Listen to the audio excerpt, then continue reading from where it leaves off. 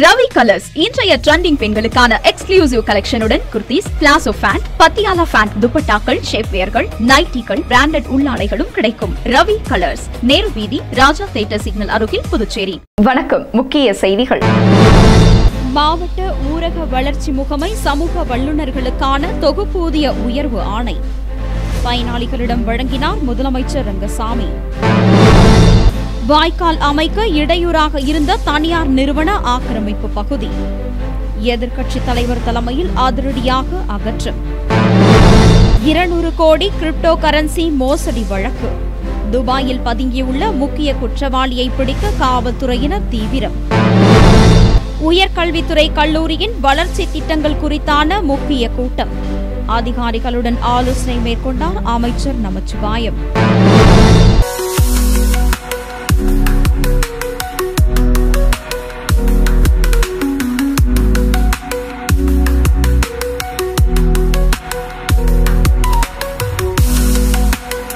இனி விரிவான செய்திகள். புதுச்சேரியில் மாவட்ட ஊரக வளர்ச்சி முகமையில் பணியாற்றும் சமூக வல்லுநர்களுக்கான தொகுப்பூதிய உயர்விற்கான ஆணையை முதலமைச்சர் ரங்கசாமி பயனாளிகளிடம் வழங்கினார். புதுச்சேரி மாவட்ட ஊரக வளர்ச்சி முகமையில் பணியாற்றும் சமூக வல்லுநர்கள், சமூக வள நபர்கள் ஆகியோருக்கு மதிப்பூதியம் உயர்த்தி வழங்கப்படும் என்று முதலமைச்சர் ரங்கசாமி 2025-2026 பட்ஜெட் கூட்டத்தொடரின் போது அறிவித்திருந்தார். அதன் அடிப்படையில் சமூக வல்லுநர்களுக்கான தொகுப்பூதியம் 8,000 ரூபாயிலிருந்து 15,000 ரூபாயாகவும், சமூக வள நபர்களுக்கான தொகுப்பூதியம் 8,000 ரூபாயிலிருந்து 13,500 ரூபாயாகவும், சமூக வள நபர்களுக்கான தொகுப்பூதியம் 8,000 ரூபாயிலிருந்து 12,500 ரூபாயாகவும் உயர்த்தப்பட்டுள்ளன. இதன் மூலம் 261 சமூக வல்லுநர்கள் என்று அழைக்கப்படும் கம்யூனிட்டி ப்ரொஃபஷனல்ஸ், 37 சமூக வள நபர்கள் என்று அழைக்கப்படும் கம்யூனிட்டி ரிசோர்ஸ் பர்சன்ஸ், ஃபார்ம், நான் ஃபார்ம் மற்றும் 9 சமூக வள நபர்கள் கம்யூனிட்டி ரிசோர்சஸ் பர்சன்ஸ் ஜெண்டர் பயன்பெறுவார்கள். இதற்கான ஆணையினை முதலமைச்சர் ரங்கசாமி பயனாளிகளிடம் சட்டப்பேரவையில் உள்ள அவரது அலுவலகத்தில் வழங்கினார். இந்நிகழ்ச்சியின் போது சட்டப்பேரவைத் தலைவர் செல்வம், வேளாண் துறை அமைச்சர் ஜெயக்குமார் மற்றும் மாவட்ட ஆட்சியர் குலோத்துங்கன் உள்ளிட்ட அதிகாரிகள் பலர் உடன் இருந்தனர். வில்லியனூரில் வாய்க்கால் அமைக்க இடையூறாக இருந்த தனியார் நிறுவன ஆக்கிரமிப்புகள் எதிர்க்கட்சித் தலைவர் சிவா முன்னிலையில் அதிரடியாக அகற்றப்பட்டது. வில்லியனூர் பெரியபேட்டில் 1,54,58,000 ரூபாய் மதிப்பீட்டில் புதிதாக கான்கிரீட் சுவர்களுடன் கூடிய வடிகால் வாய்க்கால் அமைக்கும் பணி கடந்த ஆண்டு செப்டம்பர் மாதம் துவங்கியது. இந்த பணிகள் விறுவிறுப்பாக நடைபெற்று வந்த நிலையில் வாய்க்கால் செல்லும் ஒரு குறிப்பிட்ட பகுதியை தனியார் நிறுவனம் ஆக்கிரமிப்பு செய்திருந்தது. இது தொடர்பாக பொதுப்பணித்துறை அதிகாரிகள் நில அளவையாளர்களை கொண்டு ஊர் பொதுமக்கள் முன்னிலையில் நிலத்தை அளந்து சம்பந்தப்பட்ட நிறுவனத்திடம் ஆக்கிரமிப்பை அகற்றுமாறு கூறினர். ஆனால் அந்த தனியார் நிறுவனம் ஆக்கிரமிப்பை அகற்றாமல் காலம் தாழ்த்தி வந்தது. இதனால் வாய்க்கால் அமைக்கும் பணியில் தொய்வு ஏற்பட்டது. இதுகுறித்து அந்த பகுதி மக்கள் எதிர்க்கட்சித் தலைவர் சிவாவிடம் முறையிட்டனர். இதனையடுத்து எதிர்க்கட்சித் தலைவர் சிவா பொதுப்பணித்துறை அதிகாரிகள், நில அளவையாளர்கள் மற்றும் ஊர் பொதுமக்களுடன் தனியார் நிறுவனம் ஆக்கிரமிப்பு செய்துள்ள இடத்திற்கு நேரில் சென்று ஆய்வு செய்தார். அப்போது வடிகால் வாய்க்கால் அமைக்கும் அரசு நிலத்தை தனியார் நிறுவனம் ஆக்கிரமிப்பு செய்துள்ளது உறுதி செய்யப்பட்டது. தொடர்ந்து எதிர்க்கட்சித் தலைவர் சிவா அங்கேயே முகாமிட்டு பொக்லைன் எந்திரத்தை சம்பவ இடத்திற்கு வரவழைத்து ஆக்கிரமிப்புகளை அகற்றம் செய்தார். தொடர்ந்து வடிகால் வாய்க்கால் அமைக்கும் பணி மீண்டும் தொடங்கப்பட்டது. நீண்ட நாட்களாக நிறுத்தப்பட்ட பணி சட்டமன்ற எதிர்க்கட்சித் தலைவர் சிவா முயற்சியால் மீண்டும் தொடங்கப்பட்டதற்கு அந்த பகுதி மக்கள் நன்றியும் பாராட்டும் தெரிவித்தனர். ஆக்கிரமிப்பு அகற்றும் பணியின் போது பொதுப்பணித்துறை நீர்ப்பாசன கோட்ட செயற்பொறியாளர் ராதாகிருஷ்ணன், உதவி பொறியாளர் மதிவாணன், இளநிலை பொறியாளர் சங்கர் மற்றும் ஊர் பொதுமக்கள், திராவிட முன்னேற்றக் கழக நிர்வாகிகள் பலர் உடன் இருந்தனர். 200 கோடி ரூபாய் மோசடியில் தொடர்புடைய துபாயில் பதுங்கியுள்ள முக்கிய குற்றவாளியை பிடிக்க காவல்துறையினர் தீவிரம் காட்டி வரும் நிலையில் நடிகைகளுக்கும் சம்மன் அனுப்ப முடிவு செய்யப்பட்டுள்ளதாக தெரிவிக்கப்பட்டுள்ளது. கோவையை தலைமையிடமாக கொண்டு ஹாஷ்பே என்ற பெயரில் நிறுவனம் செயல்பட்டு வருகிறது. இந்த நிறுவனம் கிரிப்டோ கரன்சியில் முதலீடு செய்தால் பல மடங்கு லாபத்தை தருகிறோம் என்று ஆசை வார்த்தை கூறி நாடு முழுவதும் 200 கோடி ரூபாய் மோசடியில் ஈடுபட்டது. இதில் புதுச்சேரியை சேர்ந்த 10க்கும் மேற்பட்டவர்கள் இந்த நிறுவனத்தில் முதலீடு செய்து 2,60,00,000 ரூபாயை இழந்துள்ளனர். இதுகுறித்த புகாரின் அடிப்படையில் புதுச்சேரி சைபர் கிரைம் காவல்துறையினர் வழக்கு பதிவு செய்து விசாரணை நடத்தியதில் ஹாஷ்பே நிறுவனத்தை கோவையை சேர்ந்த தாமோதரன் என்பவர் உருவாக்கி மோசடியில் ஈடுபட்டு வந்தது கண்டுபிடிக்கப்பட்டது. இந்த வழக்கில் தாமோதரன் மற்றும் அவரது கூட்டாளிகள் நிதிஷ் ஜெயின், அரவிந்த் குமார், பாபு என்கிற சையது உஸ்மான் ஆகியோரை காவல்துறையினர் கைது செய்தனர். மேலும் இந்த ஹாஷ்பே நிறுவனத்தின் நிர்வாக இயக்குநர் இம்ரான் பாஷாவை தேடி வந்தனர். இந்நிலையில் கடந்த சில நாட்களுக்கு முன்பு பெங்களூரில் பதுங்கியிருந்த அவரை கைது செய்து புதுச்சேரி காலாப்பட்டு மத்திய சிறையில் அடைத்தனர். இந்த வழக்கில் கூடுதல் தகவல் பெறவும் இதில் வேறு யாருக்கெல்லாம் தொடர்பு உள்ளது போன்ற விவரங்களை சேகரிக்கவும் இம்ரான் பாஷா, பாபு ஆகியோரை சைபர் கிரைம் காவல்துறையினர் காவலில் எடுத்து விசாரிக்க முடிவு செய்தனர். இதற்காக புதுச்சேரி நீதிமன்றத்தில் சைபர் கிரைம் காவல்துறையினர் மனு தாக்கல் செய்தனர். இந்த மனுவின்படி இம்ரான் பாஷா, பாபு ஆகியோரை 3 நாட்கள் காவலர்கள் காவலில் எடுத்து விசாரிக்க நீதிமன்றம் அனுமதி வழங்கியது. இதையடுத்து காலாப்பட்டு மத்திய சிறையில் உள்ள அவர்கள் இருவரையும் காவல்துறையினர் காவலில் எடுத்து விசாரணையை தொடங்கினர். இதில் பல திடுக்கிடும் தகவல்கள் வெளியாகியுள்ளது. இம்ரான் பாஷா கிரிப்டோ கரன்சி மட்டுமில்லாமல் போலி பங்கு சந்தை மூலம் சமூக வலைதளம் மூலமாகவும் பல்வேறு ஆன்லைன் மோசடியில் ஈடுபட்டு வந்தது கண்டுபிடிக்கப்பட்டது. இந்த மோசடி கும்பலின் தலைவன் துபாயில் பதுங்கியிருப்பதும் தெரியவந்துள்ளது. அவனை கைது செய்யவும் காவல்துறையினர் நடவடிக்கை எடுத்து வருகின்றனர். இந்நிலையில் கோவையில் ஹாஷ்பே நிறுவனம் தொடக்க விழாவில் நடிகைகள் தமன்னா, காஜல் அகர்வால் பங்கேற்றனர். இதில் தமன்னாவுக்கு 34 லட்சம் ரூபாயும், காஜல் அகர்வாலுக்கு 28 லட்சம் ரூபாயும் அந்த நிறுவனம் மோசடி பணத்தில் வழங்கியது தெரியவந்தது.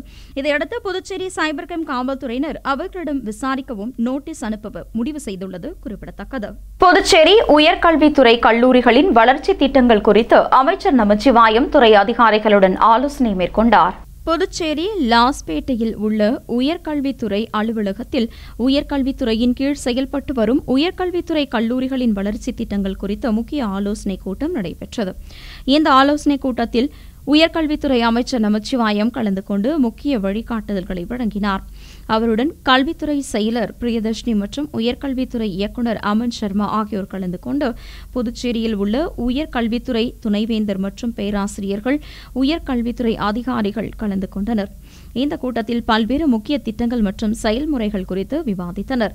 கல்வித்தரத்தை மேம்படுத்தும் நோக்கத்தோடு பல புதிய முயற்சிகள் மேற்கொள்ளப்பட உள்ளதாகவும், மாணவர்களின் திறன்களை மேம்படுத்தும் பயிற்சி மையங்கள், தொழில்நுட்ப உள்கட்டமைப்புகளை அதிகரிக்கும் திட்டங்கள் குறித்தும் கூட்டத்தில் ஆலோசிக்கப்பட்டதாக தெரிவிக்கப்பட்டுள்ளது.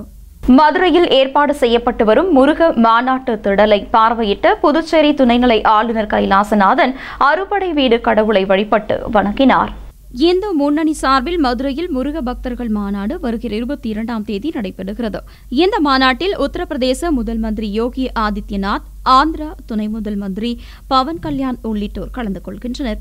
நடிகர் ரஜினிகாந்திற்கும் இந்த மாநாட்டில் பங்கேற்க அழைப்பிதழ் வழங்கப்பட்டுள்ள நிலையில் அவரும் கலந்து கொள்வதாகவும் தெரிவிக்கப்பட்டுள்ளது.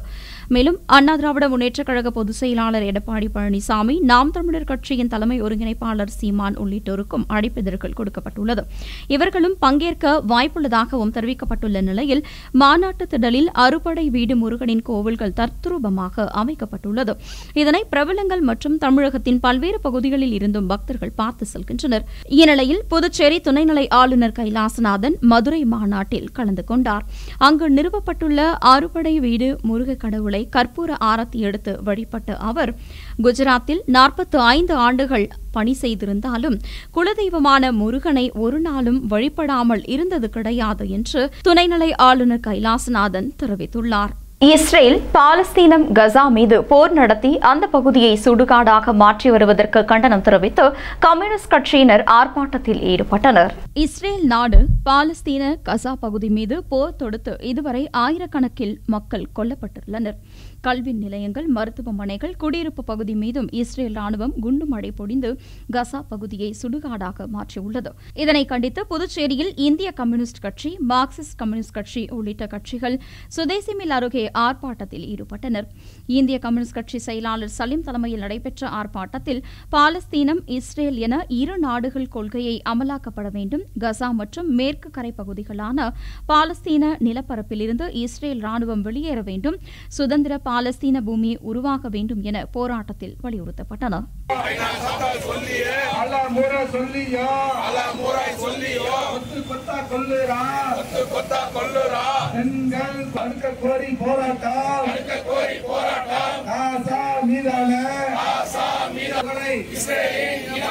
கண்டித்து போராட்டம் ஓராண்டு கால உதவித்தொகையுடன் கூடிய இலவச அரசு போட்டித் தேர்விற்கான பயிற்சி திட்டத்தில் சேர்வதற்கு மாணவர்களிடமிருந்த விண்ணப்பங்கள் வரவேற்கப்படுவதாக அறிவிக்கப்பட்டுள்ளது.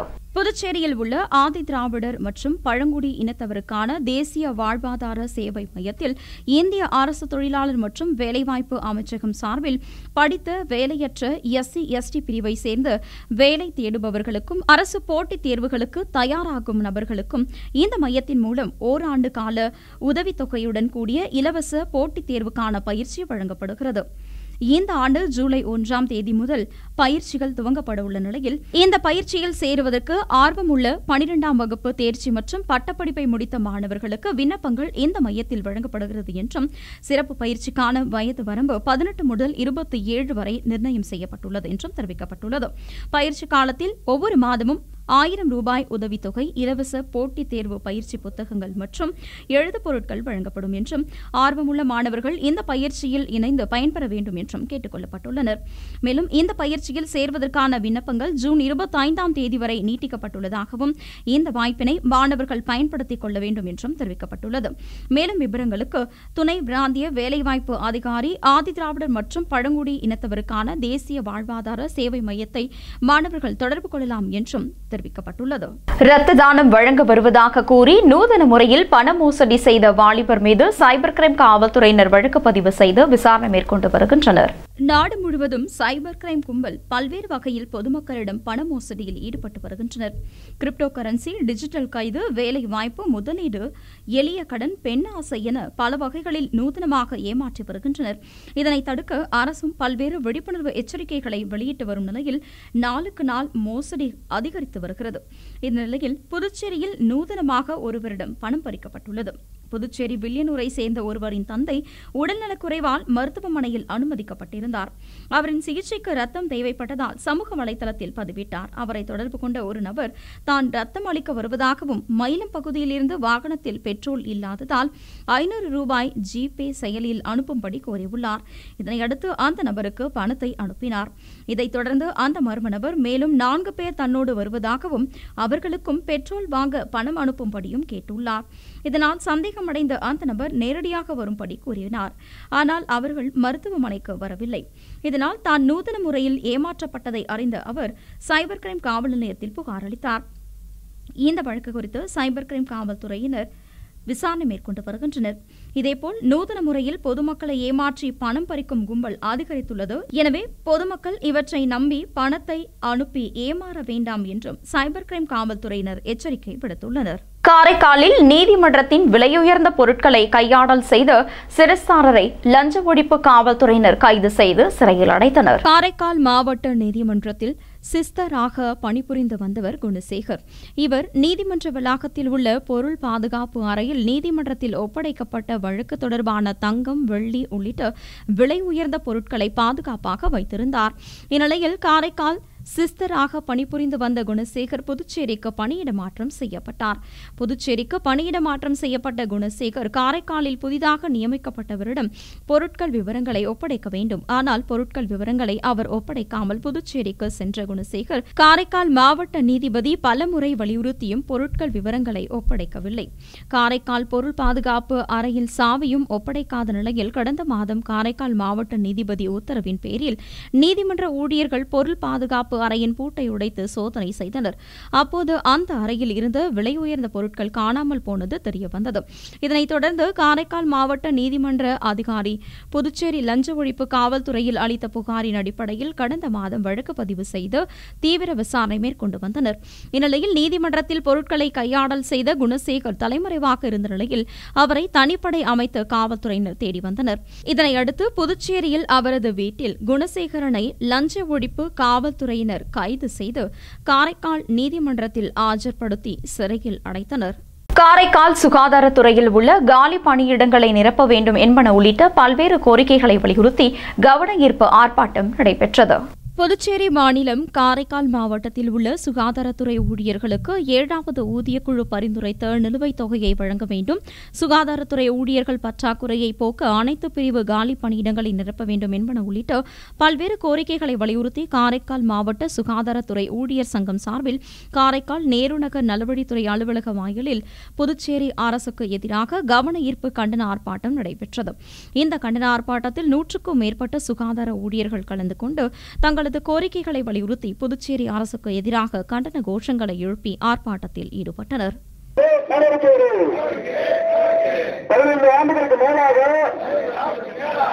எண்ணற்றம் ஊழியர்களை சுகாதாரத்துறை ஊழியர்களை இனி வருவது புதுவையில் இன்றைய தங்கம் மற்றும் வெள்ளி விலை நிலவரம். இன்றைய தங்கம் வெள்ளி விலை விவரம். புதுவையில் இன்றைய தங்கம் வெள்ளி விலை விவரம் வழங்குபவர்கள் முத்து கோல்ட் ஹவுஸ், பாண்டிச்சேரி. தங்கம் 1 கிராம் 9265 ரூபாய். இன்றைய தங்கம் வெள்ளி விலை விவரம். வெள்ளி 10 கிராம் 1190 ரூபாய். இத்துடன் ஏஎம்என் செய்திகள் நிறைவடைந்தன. வணக்கம். புதுச்சேரி உங்கள் ஏஎம்என் டிவி செய்திகளை யூடியூபில் உடனுக்குடன் காண ஏஎம்என் டிவி பாண்டிச்சேரி சேனலை சப்ஸ்கிரைப் செய்யுங்கள். பெல் பட்டனை மறக்காமல் கிளிக் செய்யுங்கள்.